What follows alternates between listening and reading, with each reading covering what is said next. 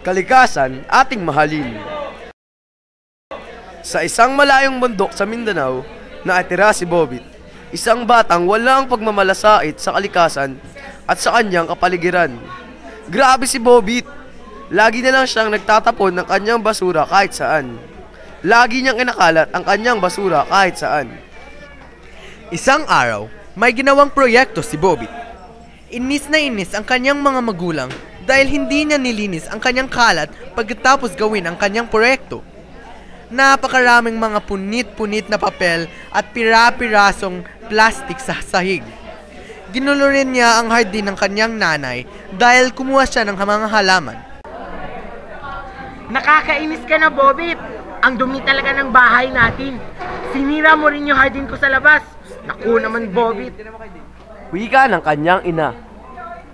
Sana naman matutuhan mo ang mga malubhang epekto ng mga ginawa mo.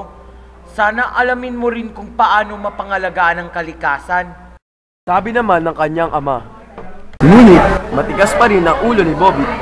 Patuloy pa rin niyang ginagawa ang kanyang mga maling gawain. Ipinagwalang bahala niya ang mga payo ng kanyang magkamagulang. Nang gabing iyon, may napanaginipang kakaiba si Bobit. Nasa parehong bundok siya, ngunit sa bandang panghinaharap.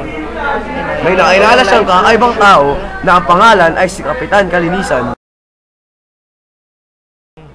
Bobit, alam kong napakasama ang pagtrato mo sa aking inang kalikasan. Nakikita kita at ang ginagawa mo.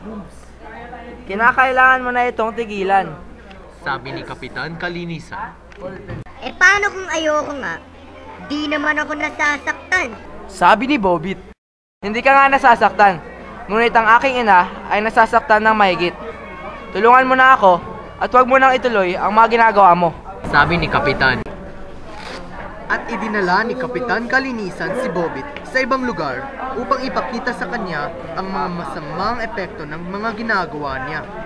Nakita ni Bobit na napakaraming mga bundok ang nasusunog. Nakita niya ang mga puno ay pinuputol.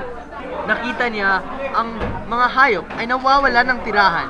Naranasan niya ang pag-init ng mundo. Grabe, Kapitan, ayoko na.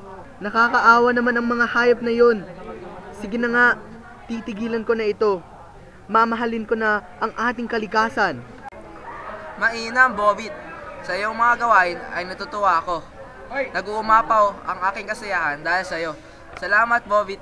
Wika ni Kapitan Kalinisan. Nagising si Bobit at hiningi niya ang tawag ng kanyang mga magulang. Kanyang nilinis ang mga kalat niya at natuto siya ng magandang aral. Mahalin natin ang kalikasan.